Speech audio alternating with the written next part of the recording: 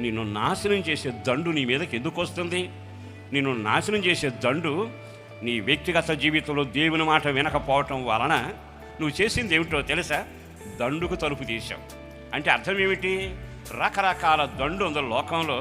అన్ని రకాల అలవాట్లు ఉన్న దండు, చెడు తలంపులు కలిగిన దండు, జీవితాన్ని నాశనం చేసుకునే శాపకరమైన అలవాట్లు.